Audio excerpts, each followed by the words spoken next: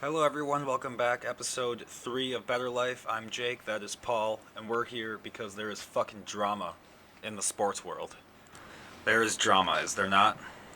It's been a fun week. Millionaires were made in GameStop. We have Super Bowl this weekend, and we have a fight night, so plenty of things to discuss.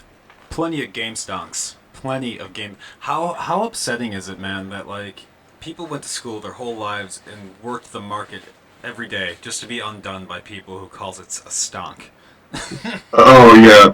And just to get dunked on it, it's just, well, what's amazing to me is both sides, obviously trying to manipulate a dead company. Right. And it's just both sides. Both sides are just throwing sins at each other. Oh, for sure. It's great that both sides are calling the other side like the cardinal sin, but it's like both of you are the cardinal sin.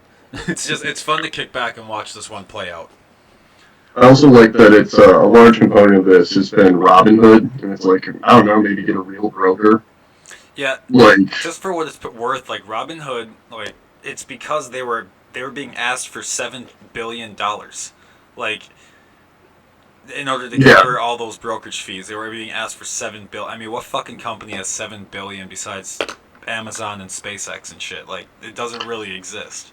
yeah. Even to relate back to sports, the Mets owner had to get lent $2 million because he wasn't liquid, and he had margin calls coming. Yeah, that's. I mean, how do you handle that one? Right, it is interesting. I just hope that too many people didn't bankrupt themselves. No, I mean, and there are a lot of people who did.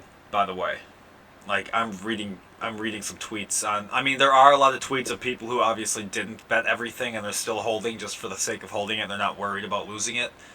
But there are people who really put their life savings into it, thinking that this was like the revolution, and now it's like, oh wait, it's not shit.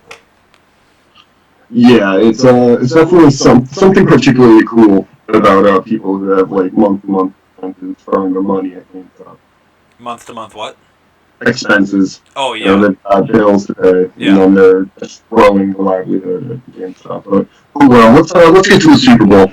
We should That's because I didn't really get excited about it until I started actually thinking about the Brady and Mahomes match. This is probably the most important game for Mahomes' legacy ever.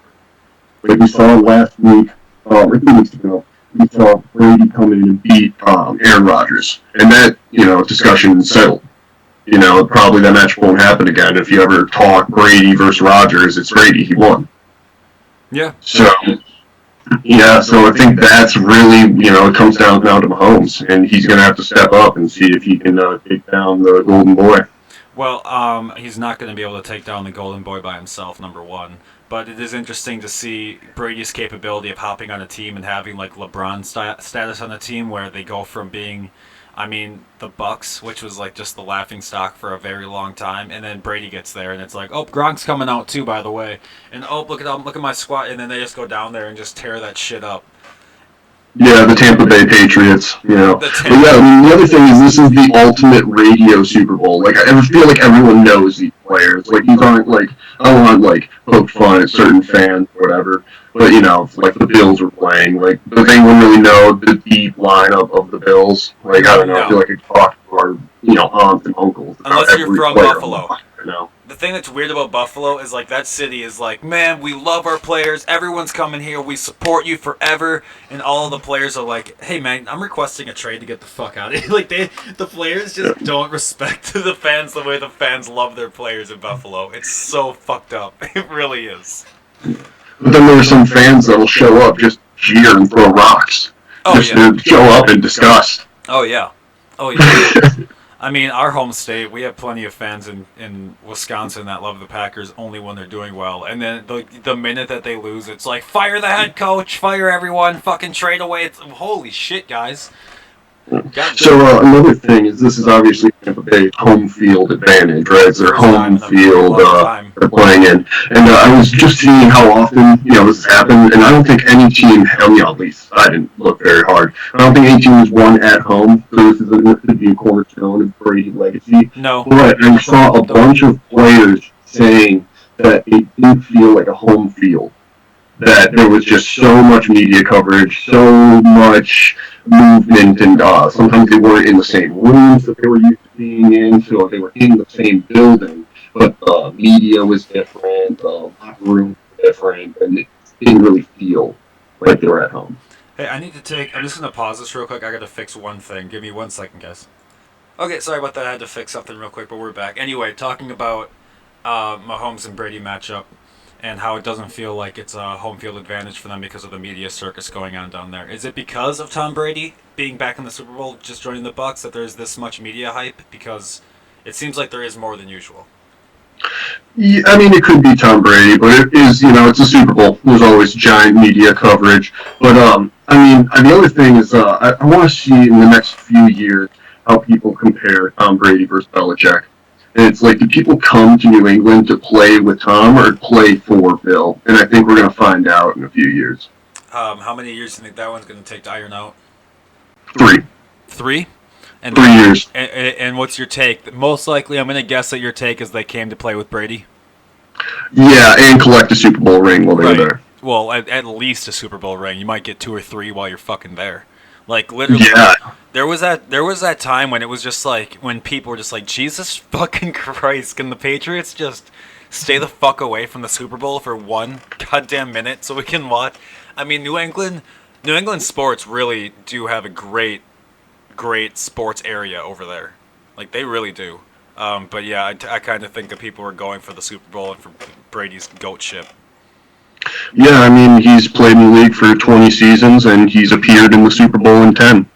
That's Like, unfucking believable. how ultimate, like, if he wins, we might need a new word other than GOAT, like something bigger than GOAT, and I'm not sure what that word is. Dude, and for I don't know. We're gonna have to figure something out though because that would be actually fucking unbelievable.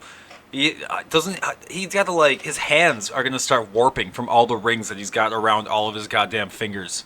He's gonna go to parties and just be like, I can't grab any drinks. My hands are filled with fucking rings. Can someone please feed me beer? I'm fucking Tom Brady. I'm banging the hottest chick in the world here. All right. You should show up with a Thanos Infinity Gauntlet It would be and just great. put all the rings in there. In the fucking knuckles and shit.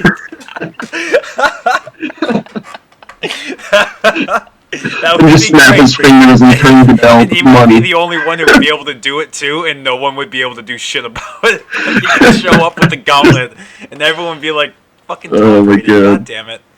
That's as classic as that video when him and Gronk are just walking down the tunnel after the Super Bowl, and they're just like, "Yeah, I guess." Yeah. I mean, you know, But man, how do you even beat the Chiefs? That's a tall order. That's a team you got to show up and you got to beat them. I mean, you have to beat their defense. Their defense is fucking ridiculous, dude. They're a really good defense. If you have their defense in fantasy this year, you fucking lucked out, dude. And you know, there are like other defenses that might score more points fantasy wise, but Jesus Christ, looking at that defense on the field, just work their asses off. I mean, they cover areas very well. That's textbook, that defense. Yeah. I mean, I also feel like if you look at how the Chiefs lost, they would just go out there and not care in the first quarter. So you really got to jump on them. Well, that's what I'm But that saying. also, If you see their what I mean by that, like sometimes their offense just doesn't get going. They're not willing to really go for it on the third down. They don't put up a ton of points, and you just kind of the effort isn't really there. You kind of have to watch them play, but that also includes being willing to lose by the second quarter. Like by halftime, you could have thrown an interception that gave up a ton of yards. You could have missed. Brady could have missed the throw, huge on second down or something that forces a 4-and-out. Or something. So you have to like really jump on them because we saw it in the last Patrick Mahomes Super Bowl where he just was able to will a win in. Like the Chiefs came out there and just won it in the fourth, and you can't be comfortable with like a 7-point lead in the fourth quarter. Like you have to be up quick. So, in regards, so like we're talking Brady and right now Mahomes are in, but for the majority of people are still arguing that Aaron Rodgers is going to be one of the greatest of all times. And here's my position on that. I remember hearing that with Brett Favre, and now everyone from Wisconsin really hates Brett Favre because he did the whole, fine, I'm going to the Jets. And quick shout out Ted Thompson, shout out to him who just passed away recently. He was the one who actually kind of made all that happen. Like, no, Brett, you're not coming back again. It's just not happening. And Aaron really did take charge of the team, but that doesn't mean that he's the GOAT. He did a great job in Green Bay, and he performs every fucking week. But so did Cam Newton, and we aren't calling him the GOAT because he had those spectacular couple of years. Now he just dresses nice at press conferences to draw attention. It's just crazy, to think that there was when Green Bay won their Super Bowl, and it was almost 10 years ago. Mm-hmm. They were thinking Aaron Rodgers would have 3 Super Bowl wins by now. Mm-hmm. And it just never came. And you look at what happened 2 weeks ago, where they took the ball out of his hands. He's the MVP of the league, and they just kicked a field goal, and they're down 8 points. Yep. That is insane. So if you're Aaron Rodgers right now, man, you're a free agent, you make them sweat. You make that front office beg. Oh my gosh! Especially after the last draft, when they drafted that quarterback and they didn't give him any weapons. Yep. They didn't give him anything, and they go to the conference championship. It's just, I can't believe what that team, that organization did to our Aaron Rodgers' whole life. Man, when he had fucking Greg Jennings and Donald Driver and who was the white guy? I'm trying to think of his name. Jordy Nelson. Dude, when they had the receiver core on point, and they had tight ends that were motherfuckers. Like, not brick-handed people. Like, people that could catch that goddamn ball. And that was when they won the Super Bowl. So you would think once all those people left that the smart thing to do was Green Bay's front office and draft party would be like, we know what we got to do? Get a fucking class act in here. We got to get a CJ in this fucking roof who can catch balls like crazy. Like, really, they need a guy who's got the wingspan that CJ did in Detroit. Remember when he was like catching a football, he would start in the back end of a school bus, and by the time it got there, he was already at the front of the school bus catching the ball. Like, it's just so insane what they've been doing to the quarterbacks. I mean, even look across the league. Matthew Stafford, big NFC NFL God. Right, dude. Oh my lord, that's gonna be unreal. What do you think's gonna happen with that for real? Like, what do you honestly think that Matthew Stafford's future is gonna? I mean, he is a hell of a player, no doubt. I think I would hate to be Deshaun Watson right now in Houston.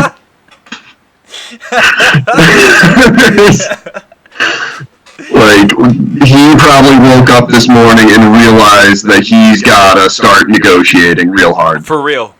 Well, if not him, he's got to start calling his agent and be like, hey, man, you got to start negotiating real hard. His agent probably shit his dress, honestly. So what do you... Yeah. And we're athlete positive here. Don't get us wrong. We're very athlete positive. But we also understand that this is a $150 million athlete, and he's saying, I want to play here, and not there, and not there, and not there. Like, you can't punish a team because you decided to sign the extension. Right.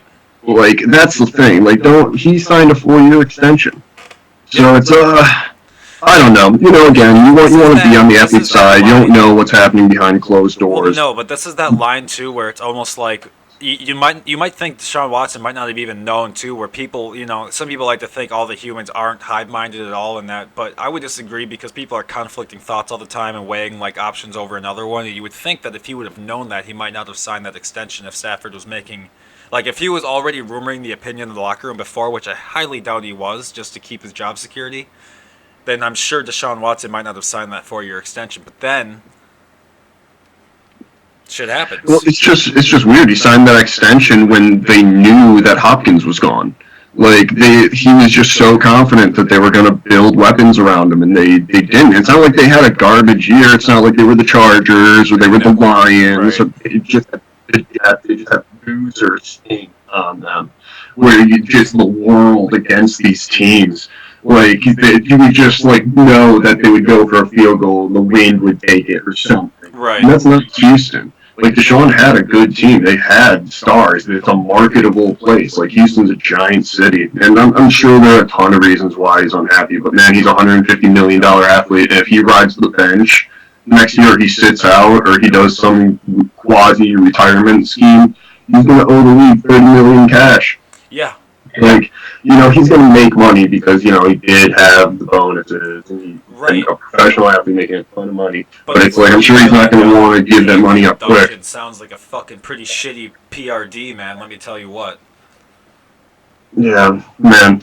But yeah, it's the NFL is interesting. I think legacy wise, this is big, especially if Mahomes can just rout Tampa Bay. He just comes in and he's hungry, and you just watch the Chiefs win 3 Super Bowls in a row. Like they just win next year too, and they're just dominant. I mean, I don't know. It's so crazy. I also feel like they have half a playbook that they haven't shown yet.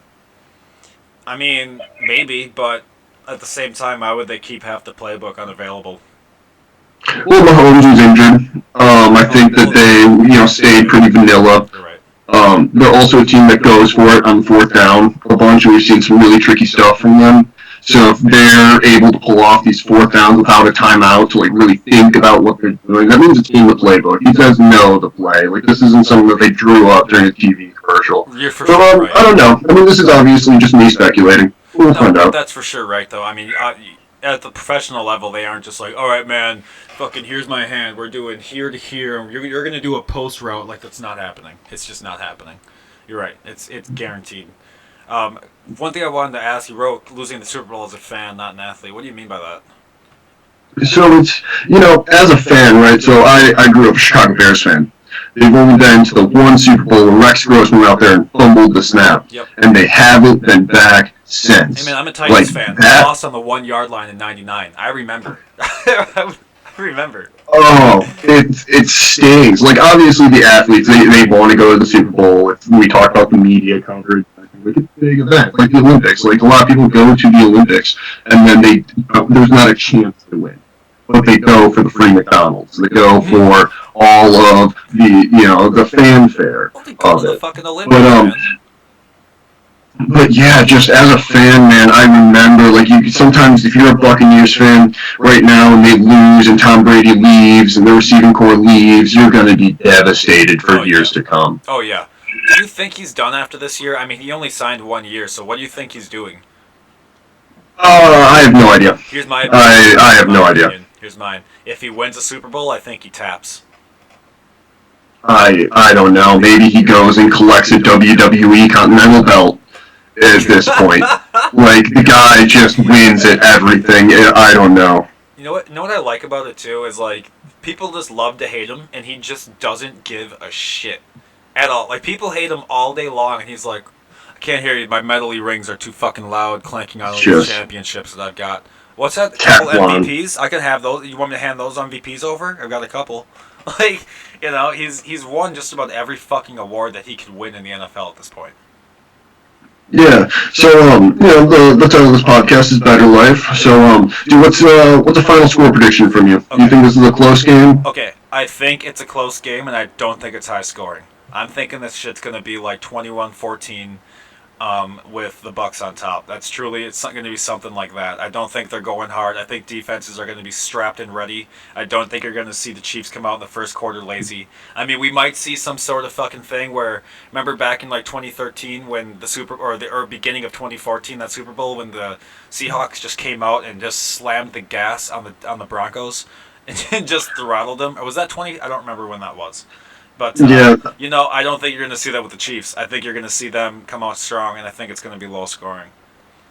I think the opposite. I think this is a routing. We haven't seen a good routing in a while, and I think the Chiefs just run over the Bucks. Really? The Bucks.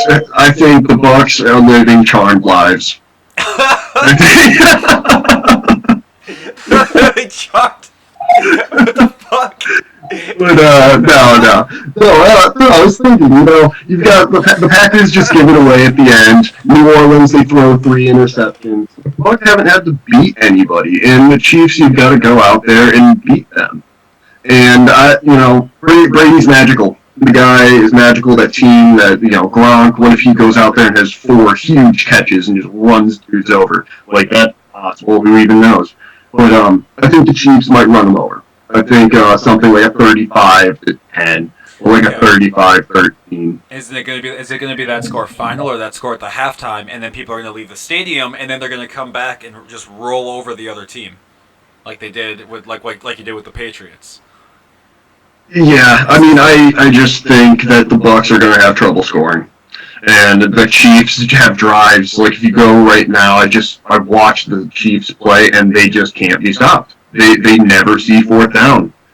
Yeah, they And don't they see a are lot of always converting. You don't see a lot of them. They're usually getting the third down conversion 9 out of 10 times. They're doing great with that.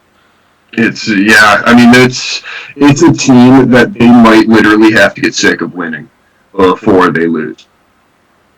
Maybe. Like they I've also seen teams do that and then choke in the Super Bowl, like when the 16-0 Patriots choked at the very end to the Giants.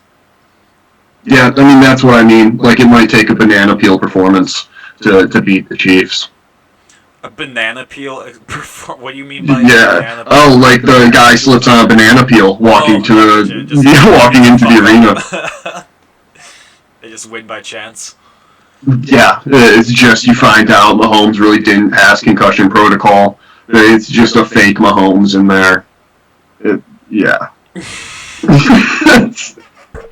It's Melania Trump on the fucking plane with Donald for that photo op, and it's like, isn't that chick like 19? Who is that? Is that her?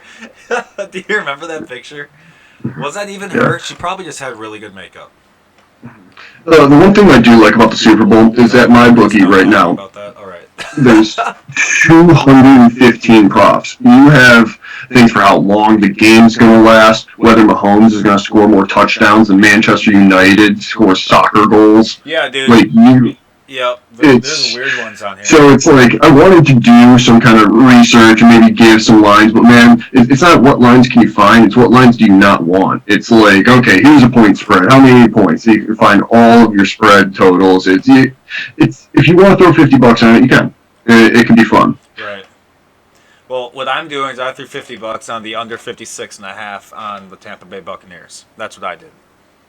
Wow. So cool. I'm thinking I'm pretty sure Tampa's gonna win, and it's not gonna get over 40 points. I'm pretty sure of it. I could be completely fucking wrong. 100%. I'm an idiot. Don't listen to me for financial advice. But this is what I'm doing. I'll tell you how it goes. So what my favorite one that I saw is the coin flip. -115, both sides. What do? Do you bet heads or tails? I mean, I'd bet tails. Never fails. It never does. And it's just, well, sometimes it does, but, I just choose to believe the tails never fails situation. It's just fun to see that eagle pop up when you win. Even if you, the heads is just a good loser side of the coin. It really is. Like, when you see that, just some old dude with a wig on because he had too much syphilis back in the day, it's like, oh, loser, fuck, man. But then you see that eagle with the fucking arrows, and you're like, oh, yeah, dude. Oh, yeah. That's it. Yeah, I won. That's the spot. But yeah, bet $100 to get 115. Yeah, well, not a great payout, but. Or no, the other way. Bet 115, get $100. Yeah. Still not the greatest though. Yeah, but so let's take a look at the MMA side of things. What we're actually somewhat good at here. Started Overeem and Volkov.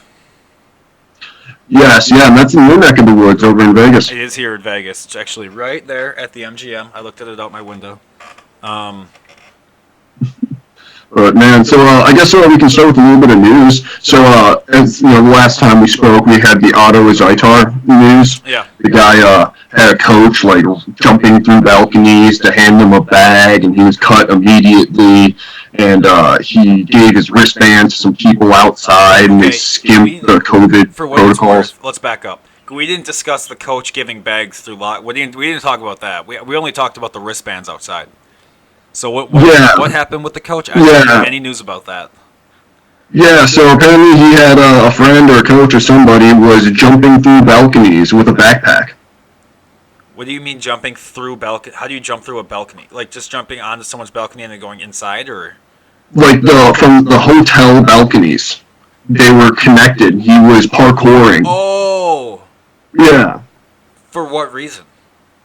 Nobody knows what's in that bag of mystery. Oh, so he was trying to get him something in that bag, most likely. Okay, that's what I assumed, but I didn't want to just draw that conclusion. So someone's just fucking Peter Panning his ass across the fucking.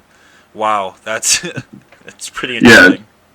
So nobody knows what was in that backpack, but the UFC definitely knows, and they cut him immediately. Now fast forward to today, 2 weeks later. You have his brother, Abu Azaitar. So Otto has a brother. He's a middleweight. Yep. And he has failed 4 USADA drug tests. Sometimes you gotta fail more tests, man. You know? And Snort. they cut him. Yeah, well, Coke's not gonna snort itself, Paul. Someone's gotta fucking. Well, he tested positive for an anti-estrogen supplement. Yep. So yeah, he was probably on a cycle. He was probably trying to PCT post-cycle. Right, and you were explaining this to me. So can you explain to me again what that does when you take an estrogen blocker, right? Yeah, so there are a few things that he could have had like a synthetic testosterone that would be like really easy to find. He's trying to knock his testosterone levels down like right before the test because he was fighting that week. So maybe that was what was in the backpack. Okay. But his brother tested positive for tamoxifen, I believe it's pronounced, and that's it's an estrogen blocker. But what happens when you cycle is your testosterone levels are linked to your estrogen levels. So when testosterone goes higher, inevitably your estrogen's also going to rise. Right. So when you cycle off, like before you fight, your estrogen is going to maintain at that high level. So you need to post-cycle therapy or PCT. And a lot of guys do it. It's very typical in a hospital setting and all sorts of things, but also very not kosher when you're a professional athlete. So, like, when you specifically sign on the dotted line that I will not take performance-enhancing drugs, that, like, is a legal binding contract. I'm not sure how these guys don't get in more trouble. I mean, well, first of all, it's because they're celebrities and not just, like, an everyday person. Because if it was just an average, like, boxer, like, if it was just an average guy at the club, they would get in more trouble. For sure. Yeah, I mean, it's interesting, but it's crazy. The two brothers just gone in 2 weeks. Well, you have to assume. I mean, especially when they're not like they're not brothers that are at odds with each other. You know, you have to assume that one of them is involved with the other. If one of them's up to something, they probably are aware that the other one is doing it to help him, or at least knows about it and isn't saying shit. You know, it's. I mean, come on, come the fuck on. get out of here. Honestly, like, I don't mean to assume shit just because your blood. I mean, just because Ted Bundy was a serial killer doesn't mean his sister is too. But I don't know. It seems fishy. I don't know. Oh man, but yeah, it's interesting. But to go into the fights, I was looking at the odds, and they're pretty well steamed. Volkov is minus 180 as of this moment, and I've got Overeem at plus 160, and that's pretty solid lines. That's kind of where I would put it. Volkov should be the favorite. His style, he could be Travis Brown 2.0, just front kicks and long jabs. And Overeem has this kind of shell guard, and there's a spot right up the middle, and it's always been exploited. Stipe exploited it. I mean, Ngannou punches through walls, so I mean that doesn't really matter. But Rosenstrike exploited it, and yeah, it's just Volkov is the king at straight punches. But Overeem is going on his 65th fight, I believe. Yeah, I was looking at some highlights from Overeem too, though, and that dude's nothing to fuck with either. That guy's very fucking good. And not only that, but his statistics are real interesting this week. So I looked at his last loss, Curtis Blades. He got taken down and TKO'd. Since that fight, before the fight, he had attempted 3 takedowns. Since that fight, he's attempted 7 takedowns. So in the 3 fights since, he's doubled his takedown output, and he's been smashing dudes. Right. Like, he smashed Sakai, smashed Stroop. Like, he's got a very sneaky ground game, and if he can implement that against Volkov. I say, Volkov has his punch, but that's, I mean, in MMA, that's not, I mean, if Overeem takes him to the ground and gets him in a fucking leg lock, it's toast. You're toast. That dude's got thighs thicker than my fucking face, dude. That guy is huge. Yeah, I mean, I like the guillotine. Overeem's got a wicked guillotine. But the other thing is that Volkov has a problem. This was exploited against Blades. Blades successfully completed 14 takedowns across 5 rounds. It was just madness to watch. Like, he took a man down 14 times. Like, it's just slammed Volkov. And it's those giant long legs. He's like 6'10". Like, and I think Overeem, he fought Struve. He took Struve down. Yeah, he's a tall man. Really? Yeah, I mean, he could be 6'8". Okay, I did not think that he's actually, but I thought he was like 6'5" at the most. Let me look. Yeah, no, let's look that up real quick and I'll riff. But yeah, like with the Struve fight, took him down, and he put him against the cage, and you saw Struve's legs up against his hips, and he just couldn't move. Overeem must be so strong in his stance, and that kind of mounted guard, like standing over the guard. I don't know. Yeah, he's. But I think Overeem's sneaky, but I also would not be surprised if this is Volkov's coming out party. Volkov truly is top 5, and yeah, I mean it's a good fight. This is a really good matchmaking. I'm excited to watch. And it's here, so first of all, traffic's going to be great. I'm gonna, but the city is still at 25%, so I'm highly doubt it's going to be that packed, unfortunately. But yeah, he is 6'7". 6'7", okay. Yep, which is still a monster. I mean, that's tall, dude. That's tall. That's. I mean, I'm 5. Yeah, I guess watching him, they had Volkov versus Struve, and Struve is legit 7 feet tall, and just looking at those guys stand next to each other was hilarious. What have you ever seen me stand next to someone really tall? Just as funny. I am. Oh my gosh! Yeah. And then the co-main event. This is I think this is it's a coming out party for Corey Sandhagen. I think he's gonna win, and he's the odds at this moment are -400. So that's. He's a very solid favorite, and he might come out and look the part. But, Frankie Edgar's a dog. He beat Yair Rodriguez, and if he can pull out this underdog win, that's legacy stuff. He's just a fucking scruffy-ass dude. Like, he doesn't... He like, reminds me of a street fighter who then found MMA and was like, oh, this could work. He just seems like he was fucking beating shit up in the streets before he came to the ring, honestly. Or the octagon. Sorry, I shouldn't say the ring, because that's not real.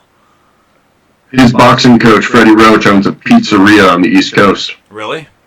Yeah, so you're not too far off. Has it been reviewed by Barstool yet? that I do not know. But man, just thinking about Frankie, he started his career at 155, champion there, goes down to 145, just couldn't beat Aldo, but beat everyone else. And this could be the 3rd division that he beats a top 5 guys multiple times. And man, I can't think of anyone else that did it.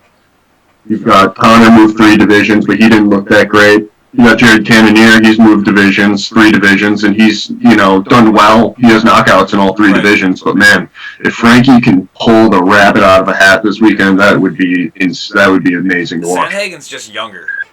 Sandhagen is just, to me... But at the same time, it doesn't always mean shit. Some of those older guys can really come out and fucking knock some heads around. Sandhagen, this is kind of a weird comparison, so, obviously, roast me in the comments. But I think he reminds me a lot of Rory McDonald, where it's this new generation where he kind of learned all the skills at the same time. Like, we talked briefly about it, but, like, some guys come from wrestling, and it's obvious. Some people come from boxing, and it's obvious. He has a blended style.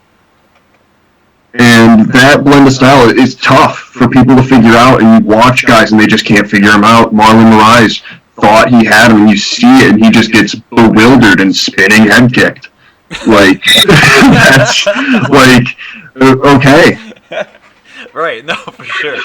No, I mean, he's a kickboxer. He's got jiu-jitsu for sure. He's got karate for sure. He's definitely had wrestling training, because on the ground he's unbelievable, which is kind of tapped into jiu-jitsu as well. So, what do you think his actual background is? Probably kickboxing would be my guess. Is where he started. It's actually NCAA basketball. Really? Yes. He played basketball. I think it was either D3 or community college. Oh, okay. So, okay. That makes sense. I didn't know. I thought you were talking like this dude played for UConn or some shit. I was like, Jesus, man. Okay. No. Okay, I was gonna say I've never heard of him outside of MMA, and then you're dropping he played college. Okay, that makes sense though. Okay, just something I want to bring up quick. We were talking about after the last time about fucking McGregor and how he's like feeding pigeons and just kind of taking the loss in a very odd way. Like he's not. That video of him building sandcastles is something. He's like sitting on the portable hand scooper for kids, and he's building a sandcastle. Yeah, that's. I mean, he doesn't have to fight. Well, that's the thing. So funny, it's interesting. I can actually loop this back to Sandhagen in a way. Connor said that you need attributes to beat him, And he said that after the Alvarez fight. You have to be tall like Nate. You have to be big, strong, fast, or anything. And I think that's what beats Sandhagen, is you have a guy like Aljamain Sterling, right? Excellent wrestler, goes out there, chokes him in a minute. Just went out there and had his best performance. I think you need to have your best performance to beat Sandhagen, but he's beatable. You can go out there and beat him. So it's, I think you got to want to be there, and that's such a very like amorphous thing to say. It's very hand waving. It's you guys on a podcast talking about who wants it more. Right. No, that's such a classic coach. Do you want it? It was at the end of the day, the winning team wanted it more. That's on. Like, how many times have I fucking heard that? You walk in the locker room with your head hanging, you just got your shit rocked, and they're like, coach is just screaming at you. Yeah, and it's such a funny thing to say in fighting because it almost kind of makes sense. Like you see guys like Connor, and I don't even want to say Connor. Like Connor was in amazing shape, but he just saw when the going got tough. Dustin wanted it. He wanted that win. No, he dogged it out. A much more bigger. He had like a bigger second life to me. Like at a fight, there's always a point where both the fighters look like they're kind of starting to dog it a little bit, and then one of them really comes back and gives him a good kick and gets back into the shit. Whoever does that first generally ends up winning that fight. Yeah, my volleyball coach said it best or at least in my humble opinion, is every sport has two waves, and there's an opening drive, and then there's the second drive, and the team that gets the second drive always wins. Yeah. It's the team that scores points at the end, and it's dogging it out. But at the opposite side, it's like, you hear guys that are rookies in basketball, and they're like, I'm hungrier than LeBron, and you just watch LeBron posterize them over and over. Like, it doesn't make any sense in other sports, but in fighting, it does make sense. Yeah, no, I mean, okay, to be honest with you, it does make sense in some other sports sometimes. As a former coach of a youth hockey team for multiple years, I can assure you, if there have been times that those kids didn't give a fuck if we won or lost a game, dude. There were plenty of times. It was like a Saturday morning at 8 in the fucking morning, and they're all like just tired, because you tell them to go to bed at 8 and they stay up till midnight playing fucking Fortnite or whatever. Next day they're tired as shit, and they really didn't give a shit if they won or lost. So in that instance, it kind of did matter because the other team did want to win, and our team was like, hey man, is this shit over? We want a nap. So I've been there before too. Yeah, I just like to think of like me like telling Serena Williams, like I'm feeling good today, like I'm gonna put up a point against you, and she just crushes 100-mile-per-hour serve through my skull. Right, and just a tennis ball's in the back of your throat. You gotta like try to cough it up. Yeah, just a flaming hole in my head. Those Williams sisters are unbelievable. How good they are at tennis. Man. Both of them. But looking a little further down the card, we've got Macy K.A.-san. She's minus 200 right now over Marion Renault. And I've actually softened my stance on this a little bit. I think this is officially a no bet. This is a let's see how it goes. Because Marion Renault, I watched her, and she comes on in that third round. And K.A.-san at minus 200, that's a big favorite. And I think she just has the potential to ruin everyone's parlays and nights. So why would you not bet? I think Renault is savvy. She's 43 years old, I believe, but she's got very good kickboxing. In her last fight with Yana Kunitskaya, who I think, she's a veteran. She's very good. Maybe not as athletic as K.A.-san. Maybe doesn't have the TKOs and the knockouts that K.A.-san has. But I think that third round cardio is something so big. It's and when you watch these fringe top 10 contenders, cardio is such a big weapon. For sure. And that third round, I mean, she got a 10-8 round against Yana. Yeah. Or was it Yana or someone else? No, she got a 10-8 third round, Yana, and that's very big. Yeah, let me look quick. But and then I feel bad for Corey or Cody Stamen. He's had some opponents switch around on him. He had I forget the original opponent, but then he had Andre Ewell, and then Andre Ewell dropped out, and now he has Askar, and that's an amazing name. But yeah, he goes from Andre Ewell, a guy who's been taken down multiple times and is a very good kickboxer, to Askar, and they're gonna just grapple it out. Those guys gonna wrestle. Oh my god, no, I'm just realizing. Hey, did you remember when Renault fucking fought Holly Holm?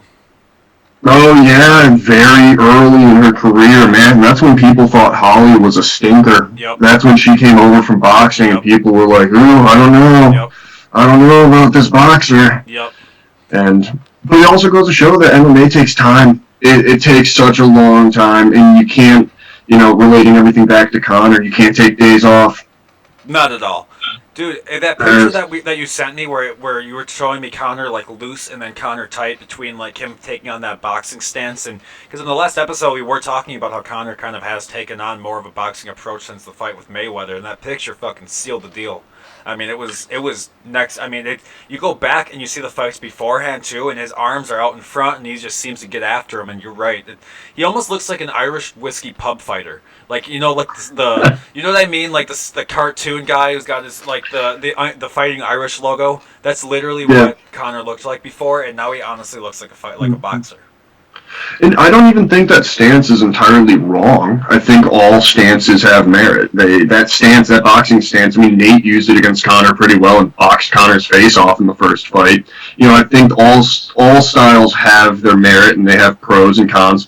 But you see Dustin and he just cycles through game plans. Plan A didn't work, plan B didn't work, and he just got all the way down to the leg kicks and then just finished him. And Conor just didn't have a plan B or plan C. It's just... Well, it seems like he was rusty. To me, clearly this new style that he's trying to take on isn't working for him. Well, I don't think it's so much a style as more so it's just him not adjusting on the fly.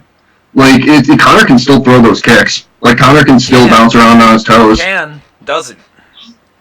But he has to recognize that in the fight. Right. That's the point. That's I'm trying to make. That's the issue. The point I'm trying to make is like he just seems to be like a different athlete since that fight. He just isn't recognizing the shit he used to recognize. His arms don't look as big and defined. His tattoos look faded. Just.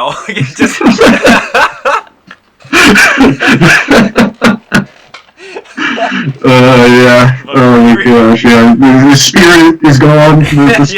But just for real, he just oh man. Now. But I don't know. He's at a crossroads. It's interesting to see what happens when you got guys like Michael Chandler, Dustin Poirier, Charles Oliveira, Dustin Gaethje. These guys who are going. You need 2 lunches like these guys. Do you think that he might just feel overwhelmed by all of the business opportunities that he has on the side, so he's not training as much too? Because like when he didn't have business, all he would do was train, and like that's what he would talk about. He's like, I ain't got shit to do, man. I'm training, like shit like that.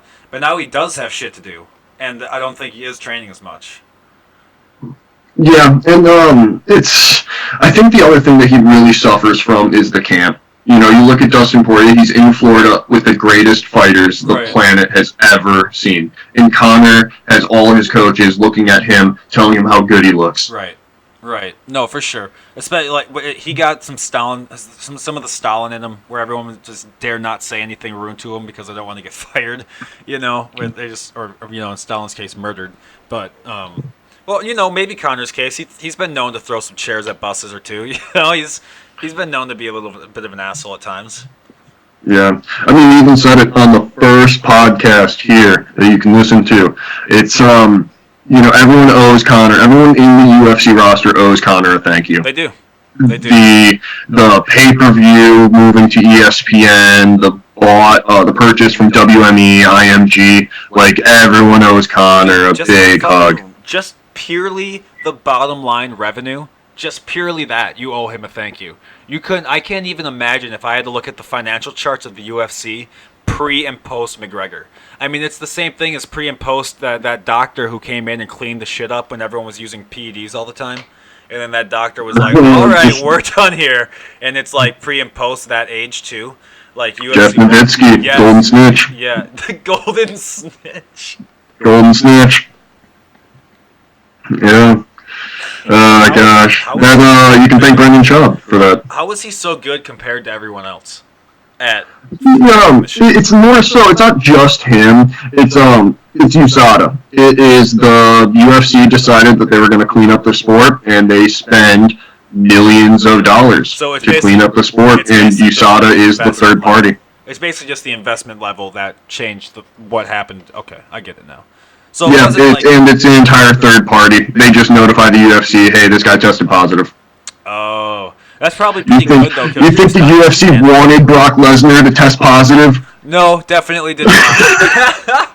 You think they wanted to do this giant lawsuit with Mark Hunt? Dude, They wanted all of this. Like, no, this is, oh that's my still god. not Like, the going. USADA partnership, like, so many people look at USADA and they're like, oh, this is them in the UFC's pocket. Look at John Jones, and he's pulsing. John Jones has skated past all these USADA tests. It's just like, yeah, there is some truth that, athletes of higher prowess can fight these things. I mean, I don't know. Look at, there are guys that have their careers ruined over For sure. USADA tests. For sure.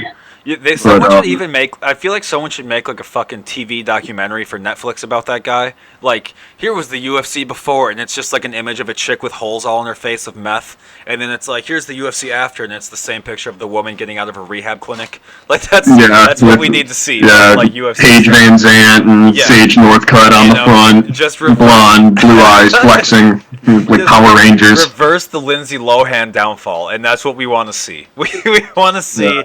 We want to see the crash and burn first, and then we want to see him get healthy in this documentary. That's what we want to see. Yeah, but just like the Conor thing, rising tides, raise all ships. USADA came in, cleaned it up. There are a lot of guys that are now getting chances that they would have never had before. What am I reading? Oh, I'm reading something that's old as shit. Never mind. I was like, what? This is not making any sense. Okay, that makes sense. I'm reading a fight. It's like Fight Night in London. Bruno and Evan Smith preview on Fight Pass. I'm like, when the fuck did they go to London? And I'm like, oh, this is from 2015. Okay, that's what's going on here. This is an old article. Okay. My bad. So the next two fights I'm gonna watch, I'm not a super degenerate. I'm not gonna watch every fight on the prelim every minute. Like, I don't know. I'm gonna use my weekends. I know a lot of guys do, and I do it on occasionally too. It's good to watch these guys, especially when you're throwing dollars at the wall. But I like Beneil Dariush versus Ferreira. I like Ferreira in this fight. He's a pretty sizable favorite. And the odds do reflect that. But I think just as a fight of crossroads, you see a guy on a hot streak like Ferreira, and then you see a guy like Beneil, who he's been on a streak himself. He's got some knockouts on his record. As of late, he's spinning back fist KO in his last fight, and he hasn't been stopped since Alexander Hernandez murked him in a minute. Like, that just came in there. Well, that's Alex Hernandez said that. He said he's going to murk him, and then he went out there and he murked him. And he stuck to his word, man. That's the nice thing about UFC fighters. If they tell you they're going to kill you, you can pretty much bet on it. Yeah, and the only reason I say that, too, is because Daniel Cormier had a hilarious riff on it, also, where he's just he's like, I can't believe it! He said he would mark him! He marked him! Like, just... He said he wouldn't mark him. He marked him. But, and then the polar opposite, the fight that I have such little interest in that I'm almost fascinated. Like, it is the B-list fight of the night. Like, this is the cranberry sauce at Thanksgiving. And it is Michael Johnson versus Clay Guida. And those guys are going to go out there and try to find ways to lose against each other. And it's going to be glorious to watch. That's mean. It's and I like both guys. I followed them for so long, but man, I like the fight in a lot of ways because these guys should be match made. But look at Michael Johnson's last fights. He's doing exceptionally well against Emmett, and then just has a lapse of focus. He's doing exceptionally well. He's at a minus 210 right now, according to Vegas. Yeah. But he probably should be, athletically. He's got good tools. He in his last fight, he looked really good against Thiago Moises until he didn't. And that's kind of the story of Michael Johnson's career as of late. And I believe this fight is at 155, or no, 145. And I don't know. Michael Johnson is trying to find himself in a new weight class, and yeah, I don't know. It's interesting. Two savvy vets, but two guys that have had problems finding W's. I guess. I mean, yeah, it's kind of weird saying that they're having a hard time finding W's, but yeah, it's definitely it has not been Khabib, if that's the question. I mean, it's definitely not been anything spectacular. I think they're just average. It's kind of like watching like an AFC East game. It's like, all right, like I guess I'll watch this. You know, they're pretty standard over here. Or AFC South, I mean. Not East. Everyone's going to be like, Jake, you fucking idiot. No, just the AFC South, I mean. But Yeah, I mean, it's just crazy to see a guy who was prime Blackout. Like, that was his nickname. He had hands to dust people. And, he KO'd Dustin Poirier, yeah. the guy we just spent how long talking about, and he just KOs him in 90 seconds. Yeah. Goes out there and smokes Edson Barboza. Yeah. I didn't see that fight, but I believe you on that one. Yeah, I mean, he has one of the original wins against Tony Ferguson before Tony went on that epic win streak. Like, maybe when you lose to Michael Johnson and you just become a superstar. I don't know. Maybe, but yeah, I guess. I don't know. I think at the same time, first of all, that fight's at 3. So for everyone who else, it's 3 a.m. Pacific Standard Time for me. That's when that fight goes on here. So it's going to be a bitch to watch that one because I'm going to have to stay up late. And now that you've piped it up, I'm going to have to watch it. I mean, let's just see Clay Guida. I'm looking up Clay Guida's record right now. And lost to Bobby King Green, lost to Jim Miller. Actually, Jim Miller's sneaky. As of the past few fights, Jim Miller's a sneaky fighter. Been winning? Yeah, the guy just finds ways to submit you in a round. Just goes out there and just puts the pressure on. And Jim Miller, I think he's got a fight coming up pretty quick. I am still having such a hard time accessing that website. I think I have a domain blocker or something on it that I can't. Yeah, and we're gonna just have to go to DraftKings. Just move our business somewhere else. What? Because I installed a domain blocker, it's my fault most likely. I don't know. I have another time. This is an ad read. This is an ad. It is not an ad. This episode of the podcast is sponsored by the 3 other podcasts that I have on this network. So go and look at those so that I can also... You should just start retroactively billing companies for our ad reads. We could just start... How funny would that be? We just invoice some companies and they just pay it and we're just like, this is the easiest sponsorship we ever got. This is... Who was that guy? I gotta pull it up. Facebook sue somebody. Facebook... sues guy for he's just sent them a bunch of fake POs and Facebook just sent him overtime $150 million in payments and he was just like, yeah, here's your bill, and accounting was like, okay, and just fucking paid the bill. Oh my gosh, that is so fantastic. I gotta find this. It's so great for fake expenses. Is it fake expenses or would that be fake fake accounts? Here we go. Yep, a developer was doing it. Oh, that's probably why he was a developer, so he was just exploiting a loophole, I suppose. That's hilarious still. $150 million? Yeah, you owe me $150 mil. Alright, yeah, I suppose. Yeah, gosh. But, so then, I like I said, I'm not really going to watch the prelims. No offense to anyone that does watch it, any of the fighters that are going out there and doing it. But, not a ton of name value on the prelims. But looking ahead to UFC 258, I don't know how they're going to expect anyone to pay $70 for this thing. I have a question that is going to sound really dumb, and everyone's allowed to laugh at me, and it's okay. Why do they fucking change from 257 to 258 to 256? Why did they change those numbers so much per year? It's consecutive. Is that what it is? But they're chronological. But that's the weight they have to make as well?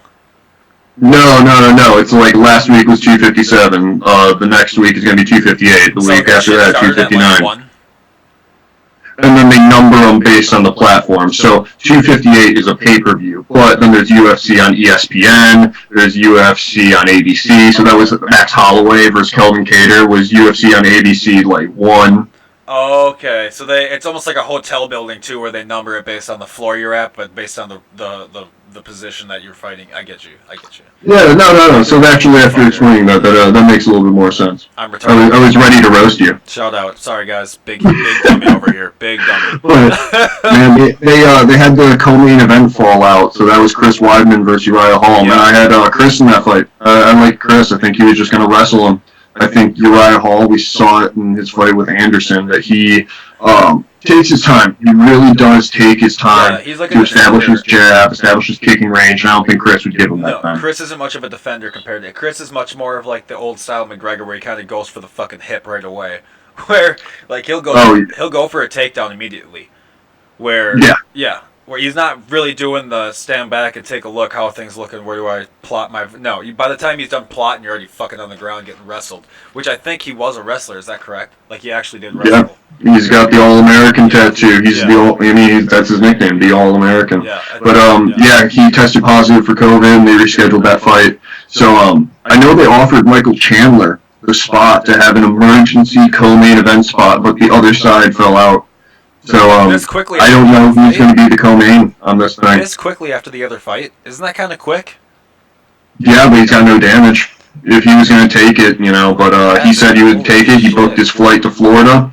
He was going to do the camp quick, and he was going to take it because Chandler's a dog. Chandler, they are going to build a monument to Michael Chandler by the end of his career at the UFC, like right in front of the Performance Institute. It might already be there. Is there a McGregor monument?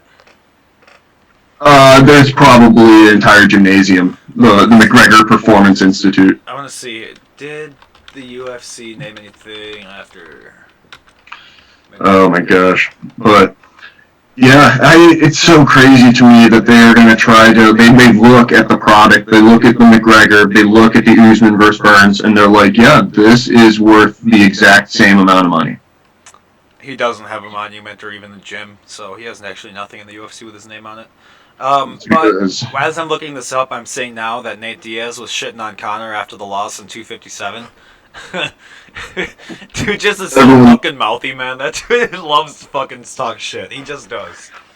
Everyone's going to have their day in the sun To do that. It's kind of funny to watch Conor get mocked because that's all that fucking guy did. I mean, I have a T-shirt that has the pin drop "fuck you" on it, like he wore that suit. I have the T-shirt because I think it's so funny how cocky he was, and it's a little fun to watch him get his ass beat. It's a little fun. Man, it's a little fun to watch Superman die. If I was Poirier, I would go after that Nate Diaz fight. Right? No. And I think that's happening. Because Nate Diaz told Dustin Poirier he wants to face him. So I think that's going to happen.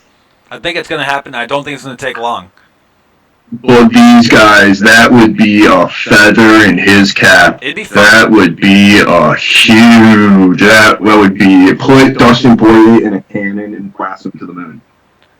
Like. Oh my lord! You know, for sure, if he beat Nate Diaz, because Nate Diaz has been around for so long that even if he's not good, he's got name recognition that everyone's like, oh, Nate Diaz. You know, like he's like the Brett Favre of the sport, where everyone knows his name and you kind of just expect him to do well because his name is so easily recognized.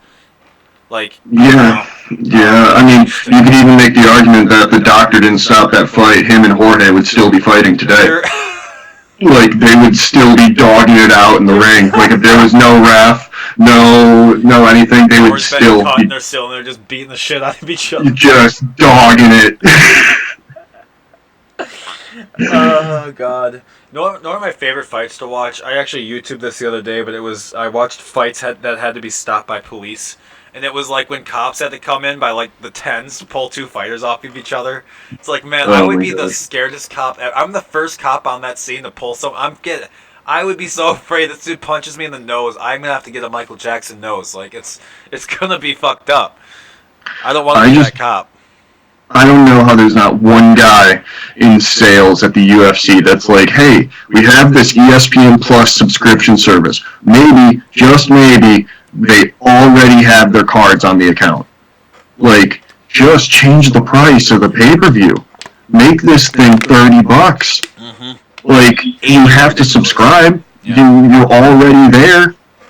It's, I don't know. I feel like this one might get murdered in pay-per-view sales if they don't find a co-main event real quick. No, for sure. Like, maybe they're cool with it. Conor and Dustin just reportedly did 1.6. That's like the top 5 pay-per-view. They did 1.6, really? That was the initial estimate. I don't remember where I read that, but I think like Brett Okamoto tweeted it. It's not their highest, but it's not bad. Yeah, especially for Poirier, he's not like a pay-per-view superstar. That's his. He only fought Khabib on a pay-per-view at 2:00 in the afternoon. I think so. Yeah, the highest paid one ever was UFC 246. It made 1.35, which is really yeah, yep. That one Yeah, and then the second biggest was UFC 251, which had 1.32. So that's Really? There's no way. Yep. Oh, because I wonder what UFC 202 did. Let's see. How did UFC 202 sales for UFC 202 pay-per-view? It was Diaz McGregor 2. That was 1.65. 1.65. So what the hell? Yeah. Hey, that Look at me. that site needs to get fucking updated. That's bullshit. Oh, here we go. This is Tapology. These guys don't play. Spreading fake news. I'm sorry, guys. So Mayweather Pacquiao 4.6 million is the highest ever. Sense. But that's not really UFC though. And then but not really. Habib McGregor was 2.2. 2.4. Was it really? I guess that fight was pretty fucking dope. That was a cultural moment. Like, that's the thing about McGregor. It was, too. It literally was. That was actually unreal. Khabib really did change the fucking game that night. That was 3 years ago already. Guy's a legend. He's the Tom Brady of the sport. I mean, it's closer to 2 years ago than 3, but it's still almost 3 years ago if you just realize it's 2021. Yeah, it's so crazy. Hey, but man, it's an interesting place in the UFC. I mean, you got 8 weeks straight, 8 weeks of events. Yeah. So for 8 weeks, that's why you have to be careful. You can't be so willing to throw your money at these bookies. You can't give it away. You can't say Michael Johnson at minus 200. Earn it. You got to make them earn your dollar. First of all, can I talk about O.J. Simpson for a minute? This is a turn. First of all, saw him again at Pick and Save. Which is not Pick and Save. It's called Smith's, but same exact shit. He's in the fucking store because he lives like in the north side of town here in the nice area, kind of by Somerville or Summerlin. And he's in there, and I see him, and he looks at me, and I see him, and I'm like, hey, I think I tweet at you a lot, and he's like, oh, really? And I'm like, yeah, you're like, you say, hey, Twitter world. And he's like, yeah. I'm like, hey, yeah, I'm the guy that comments, why did you murder your wife all the time? And he just... You did not say that to his face. I swear to God, Paul. I swear to God. No, you didn't. Yes, I did. And so much so that my tweets are getting, like, insta-blocked on his fucking... He hasn't blocked me as a person on Twitter, but if you go under his tweets and you go over to the side that says removed by author, click on those. You'll see my name in stacks. It's... Oh, my gosh. We do not condone the hazing of professional athletes in grocery stores. He's not a professional athlete. He's a retired celebrities, anyone, you don't haze these people. I sat next to Rashad Evans on a plane, and he commanded the armrest. I let him have it. Yeah, but he didn't murder his wife and his ex-wife and their fiance. No, yeah. So there's a little bit of a difference there. He posted a video of him getting a shot, like the coronavirus shot, and he's like, see, that wasn't so bad. And I'm like, oh, I'm sure that's what she said when you stabbed her with a fucking knife. It's good to see you getting poked for a change. Fucking block tweet. It's instantly a block tweet. I get mine next week. I love messing with him so much. It's my absolute favorite game. I get my Pfizer vaccine next week. The second dose or the first dose?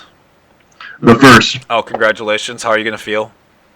I probably will post a picture on social media of me doing the Rosie the Riveter thing. How dare you? Where it's just like... How dare you? How dare you post a video of you getting vaccinated? What is this? What kind of fucking show you think we're running here where we exploit feelings on the public air like that? We don't... That's not what entertainment's all about at all. We don't... No, dude. We don't exploit feelings. Blast search engine optimization. Dude... Yeah, well, is that what... Do you think that, like, if you post a picture, that some of the social media sites are kind of rigging that into the algorithm a little more to get, like, more people to be like, see, it's okay, everyone's doing it. You think that's happening? Because or you think it's just more people are getting the shot now? Because only, like, I think it's 1.6 million Americans have been vaccinated, but I feel like I've seen all 0.16 million posts on the goddamn internet. I swear to God I have. Like, yeah, it's something. I don't know. It'll be me, but yeah, I definitely will not be posting a picture of it. Definitely, I'm getting the vaccine, you just won't see me fucking bringing in the camera crew with me to make sure everyone's aware that I'm doing it, you know? You want to do a live podcast while I'm getting vaccinated? Should we go at the same time, and then we'll just sit down and we'll ask hey, welcome back, episode 5, Better Life. It's Jacob Paul. We're getting shots today. Here we are. I'm bleeding out of my arm. Ready? I want the banana bear. I want the bananas and the bears on my Band-Aid, please. That's what I would like. As if our audio problems could not get any worse on my end. Dude, I am okay, so here's what happened with the microphone. So, I boxed the bitch up, right? Have it all ready to go. And as I'm going to drop off everything because I just drop off boxes at the post office every once in a while, just like whatever, I'm shipping out t-shirts or whatever. And I get there and I realize I don't have this guy's fucking address. So I text him. He doesn't text back for like 2 hours. So I'm at work. So now I'm at home, and he sends me a text back, and I see it, and I just like it, and then I go back to playing Xbox, and then the weekend came and went, and then it's Monday, and Paul's like, "Hey man, do you have a tracking number on that package?" And I'm like, "Ooh." Yeah, located in my living room. Yeah, it's right here. I'm looking at the box. It's actually right here. So sorry, I said I'd have it fixed by now, but then I got a little high and played a little Xbox, and I forgot what I was supposed to be doing, so that's me. That's my fault. Man, I'm just looking ahead at these next weeks, and there's a ton of heavyweight fights. Yeah, dude. You got Rosenstrike versus Gon fighting. That's going to be a killer fight. And you got Curtis Blades versus Black Beast. Like, man, it's a good time to be a heavyweight fan. And then the creme de la creme, the Stipe Francis, the Stipe Jokic. Dude, there's the amount of events is just unbelievable that is posted right now for the UFC, because that shit used to be blank all the time, and now it's just fucking just loaded up with fucking events. It's so nuts. It never stops. They have so many unbelievably talented people on that roster. Do you think that one day the people are going to come for the UFC like they kind of are coming for the NFL right now? What do you mean by that? In the way that they're going to blame the league for their injuries and their concussions and saying that they weren't aware that the injuries could happen. Okay, no. You don't think so? No chance. Because that's how boxing has done it. They just don't address it. Like, getting punched in the head for a living is not good for mental health. But the issue with the NFL was they have all these PTs and all of these team doctors, and they're just pushing you in early. They're just hiding CT scans. You have a blatant concussion, they're just gonna cortisone shot you up. Are you serious? They're hiding evidence of concussions and shit? Yeah, that was the whole premise of that concussion movie with Will Smith. Haven't seen it. I'm sorry. I meant to go see it, and by the time I wanted to go see it, it was out of the fucking movie theater already. And what am I gonna go to fucking Family Video? No, because it's not there anymore. It's gone. So what do you want me to do? Blockbuster? Gone. There's only one left, and it's a movie theater. Yeah, gosh, speaking of another stock that hit the moon for no reason. GameStonks and Best Buy. We should talk about that for a minute. Hold on, before we talk about that, I want to get to the NHL for a minute, because now it's my turn to talk about the NHL. So, here is what I find interesting. A lot of my predictions are it's weird. This league is weird right now, because teams that have no business losing to teams are losing to teams right now. It's just interesting to me. Like, the Coyotes are 3-4, and they beat the Ducks, who were 3-2. So it's like, well, Jesus. I mean, you know, it's gotten weird as time goes on. Obviously, things are going to iron out, and it's going to be more consistent. Like, the Blue Jackets are throttling. They throttled on Friday last week, dude. They destroyed the fucking Blackhawks. It was only 2-1 as the final score, but on the ice, it was very evident who was winning that game. So I just think that right now, betting on the NHL is going to be a tough cookie, because I personally, I'm even not sure as to what some of these teams are doing, and I'm watching, like, I have 3 TVs on with all these goddamn events on all day, so I can try to talk about them and remember everything. Get stuff to remember everything. Do they have a formal preseason? They did. Well, not this year. They didn't have one, but they usually do. Yes. Yeah, that's why, maybe early these teams just can't find their rhythm, and it's just not the brand. I guess the brand of hockey has not been established for each team. Well, there's a shit that's going on where they're like missing pucks, like an easy pass just going right past their fucking blade. Forechecks aren't happening. They're just kind of waiting for them to drive the puck out of the zone, not even trying to overturn it. It's lazy. It's lazy hockey. It shows that they obviously are rusty. And I mean, it's been like 10 games, 11 games, so hopefully things start getting better, and they probably are. I'm probably just being too hypercritical, and I'm just like, no, I want things back right now. Like it's not gonna work like that, but I'm sure it's gonna get better. It's just interesting to watch, like the Flames and Jets, and the Jets are beating the Flames 2-1, and it's like, what? It's the first. It's 10 minutes into the first, and the Jets are beating the Flames 2-1. Like the Jets suck, and the Flames aren't great, but Jesus, the Jets are damn near homeless at this point. Like, holy shit. Sorry, Winnipeg. Sorry, but your team isn't the greatest, man.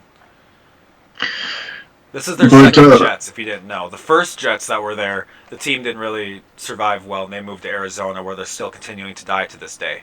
And then they were like, hold on, we need another Jets. And then another team, like I think it was the Thrashers in Atlanta, were like, hey, everyone hates us here, we can come. And they're like, cool, can you be the Jets again, though? And they were like, yeah, we'll be the Jets. And so now it's a different franchise with the same name, and it's just weird. Yeah, I mean, if that's got to be hard, man. It's trying to get your team together and doing Zoom calls, trying to do footage. Like, man, when I was playing volleyball, doing game film, we did it for an hour every day. And that's something you need the team there. Well, you need workouts, man. Like, I will be the first person to tell you, team workouts are the most bonding shit. Like, when you and your boys are, and you're like lifting a heavy lifting a heavy bench, and like 38 people come around, get that fucking bar up, like that shit. It doesn't get better than that. Like, you just got the full support.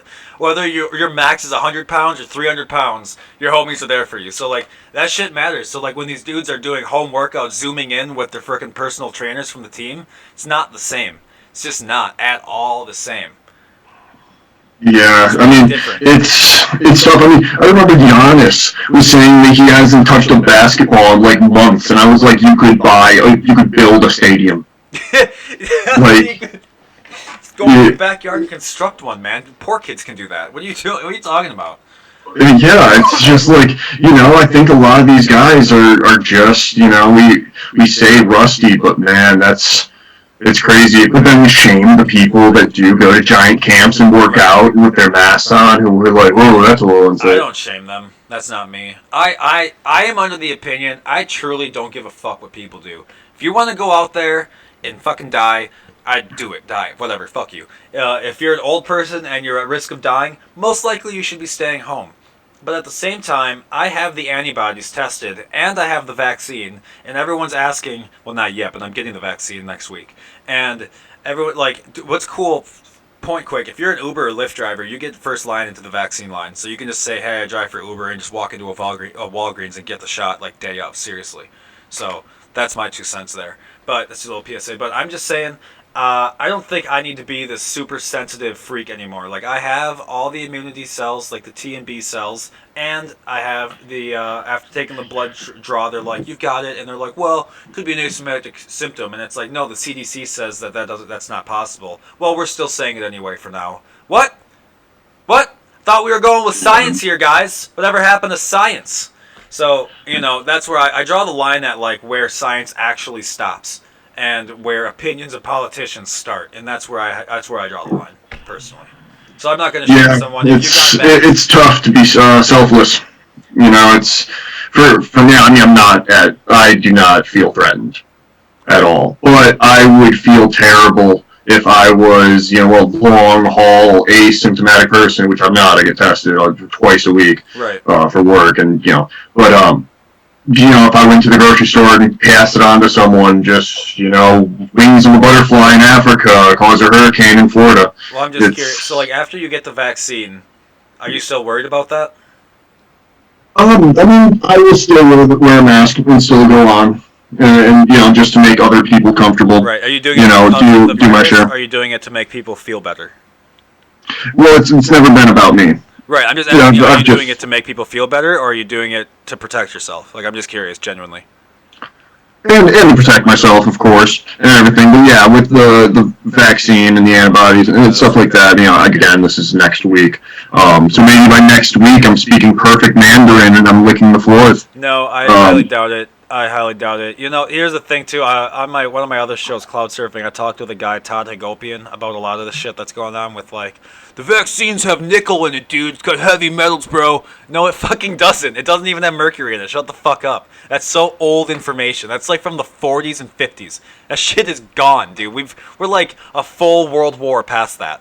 Like, you know, we did the whole Cold War since then. So can everyone just chill out, all right? The vaccine is not going to kill you. There was like, what, 2 people out of like 1.7 million that had adverse effects. Like, it's... Stop. Stop it. Yeah. Just stop it. Yeah, so I mean, I'll continue to wear a mask, and I'll continue probably not to like go to bars and go to restaurants and things like that. It's just not. Yeah, I mean, pandemic's not over till it's over. No, the pandemic's not over till it's over. It's not. Definitely not. I just personally, with my knowing that I'm immune to it and that I can't be receptive of it at this point, and I can't be asymptomatic of it according to my doctors, I'm okay. I still wear the mask. I still do it, but for what it's worth, I did wear the mask when I caught the damn virus too in the first place. So it's like fuck. There's only so much you can do at the same time. I'm just trying to fucking exist again. You know, sitting in this apartment with 2 cats all day long by yourself, it gets fucking old. You know, like, I understand a lot of people who tell me, you just do something. Usually it's because they're living with a girlfriend or a wife or something. It's different when you're single and have absolutely nothing to fucking do or anyone to talk to. You know, it really is. The only thing I look forward to is my comedy shows each week. And sometimes the governor's like, hey, bro, nope, not happening.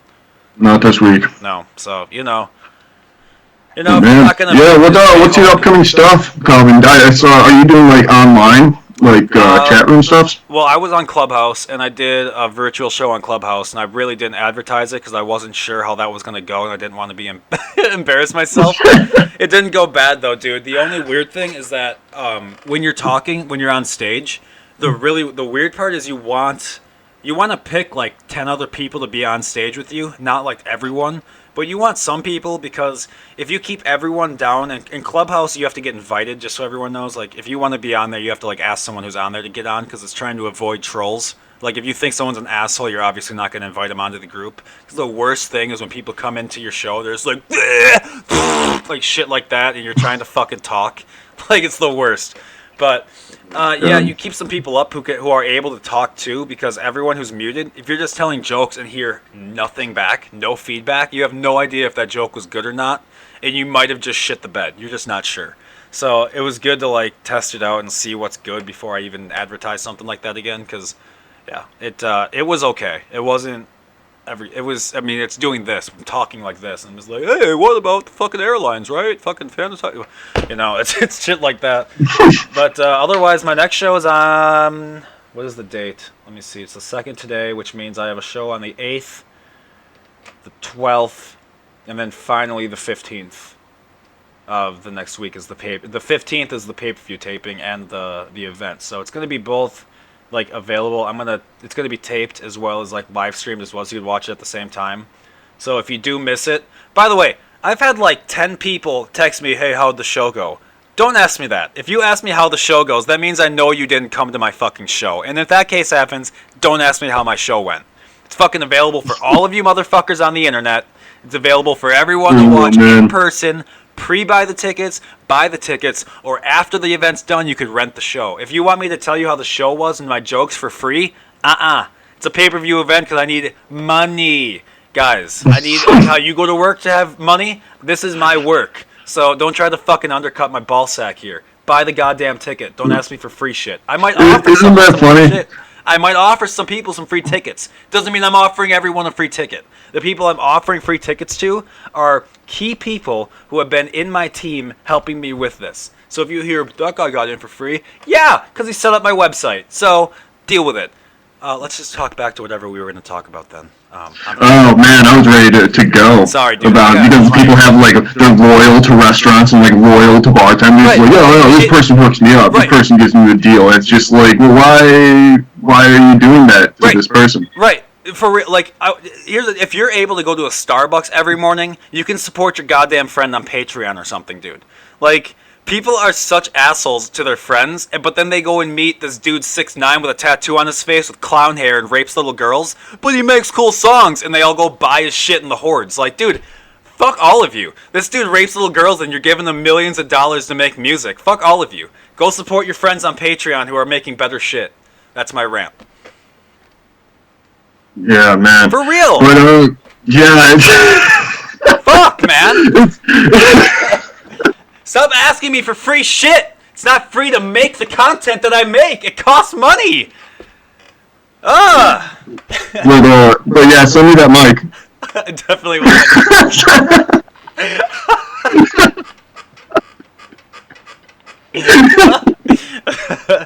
Get me all worked up before the show's over, and I'm fucking just rage now. I love it. Oh, man. So yeah, we'll be recording again, recapping this heavyweight fight. Yep. And then obviously, and the next week for what is that? Is that Blades? No, it's the pay per view. Did you Burns and Usman. adjust your laptop? Yeah, I did. I just smacked it. Just like a fucking one of those door things that you used to hit as a kid, and it would make that sound. That's what you kind of looked like right there. You know what I'm talking about? My cats play with those things. I don't have any, those so I just door have a hole in the stoppers. drywall. But, you know, we'll take care of that when I gotta move out. Oh, man. All right, everyone. Thanks for listening. I'll fucking end it here. Again, my name's Jake. That is Paul. This has been Better Life. We'll see you next week.